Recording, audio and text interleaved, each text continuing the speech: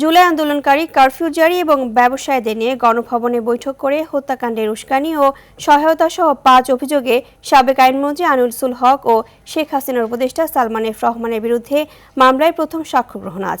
বিচারপতি গোলাম মর্তুজা মজুমদার নেতৃত্বাধীন আন্তর্জাতিক অপরাধ ট্রাইব্যুনাল একই হবে এই বিচারিক কার্যক্রম।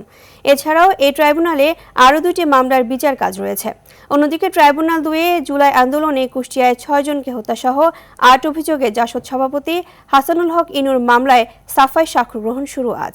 একই ট্রাইব্যুনালের কুষ্টিয়ায় ৬ জনকে হত্যাসহ ৩ অভিযোগে আওয়ামী লীগ নেতা মাহবুবুল আলম হানিফ সহ ৪ জনের বিরুদ্ধেও সাক্ষ্য নেওয়ার কথা রয়েছে। এছাড়াও যাত্রাবাড়িতে শিক্ষার্থী তাইম হত্যা মামলায় আনুষ্ঠানিক অভিযোগ গঠন করে বিচার শুরুর আদেশ দিয়েছে ট্রাইব্যুনাল ২। সূচনা বক্তব্য ও সাক্ষ্য গ্রহণ শুরু ২৯ মার্চ।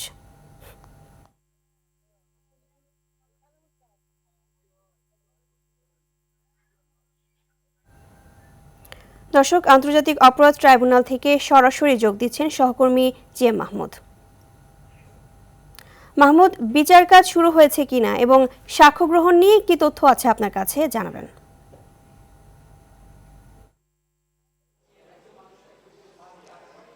ইভা আন্তর্জাতিক অপরাধ ট্রাইব্যুনালে আজ মোট ৬টি মামলা কিন্তু রয়েছে। এর মধ্যে ট্রাইব্যুনাল ১-এ ৩টি এবং ট্রাইব্যুনাল ২-এ ৩টি মামলা রয়েছে আজ।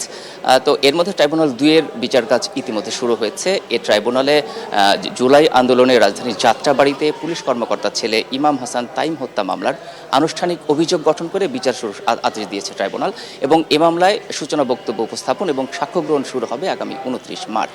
এছাড়াও কিন্তু এই মামলায় আরও দুটো বিচার কাজ রয়েছে। এর মধ্যে হাসানুল হক ইনুর বিরুদ্ধে আজ সাফাই সাক্ষ্য গ্রহণ শুরু হবে। আমরা যতটুকু তথ্য পেয়েছি কিছুক্ষণের মধ্যেই হয়তো এই মামলার সাফাই সাক্ষ্য গ্রহণ শুরু হবে। এরপরে হানিফ আওয়ামী লীগ নেতা তার বিরুদ্ধেও সাক্ষ্য গ্রহণ শুরু হবে।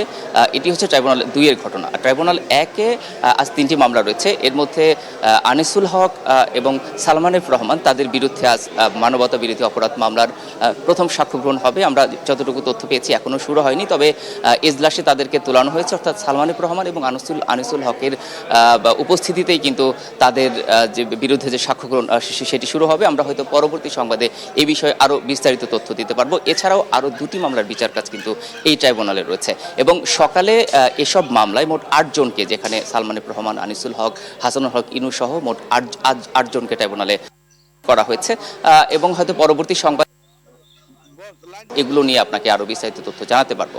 তো আপাতত আন্তর্জাতিক অপরাধ ট্রাইব্যুনাল থেকে ইভা এই ছিল আমার কাছে সর্বশেষ তথ্য। মাহমুদ, ধন্যবাদ আপনাকে।